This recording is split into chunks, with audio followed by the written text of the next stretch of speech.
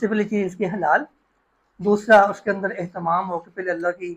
حمد و ثنا بیان کی جائے دعا میں، اس کے بعد درود پاک پڑھا جائے، پھر اللہ سے مانگا جائے۔ ایسے ابن عاصی اندر آیا مسجد میں، جلدی سے دعا کی اور رکیب جانے لگا، تو نبی صلی اللہ علیہ وسلم میں ایسے نہیں، تم پہلے بیٹھو، اللہ کی حمد و ثنا بیان کرو جتنی تم کر سکتے ہو، اس کو شان جو اس کے لائق ہے، اس پر ان پہ درود پڑھو، اب مانگو اللہ یہ طاقت ہے۔ تو یہ دعا کا ایک پروسیجر ہے۔ تو لا یرد الدعاء بین الاذان والاقامہ، اذان اور اقامت کے درمیان جو ٹائم ہے، اس دوران میں اللہ کسی کی دعا رد نہیں کرتا۔ یہ اس کو ابن خزیمہ نے صحیح کہا ہے، اس کی جب اذان ہو جائے تو اس کے بعد ہمیں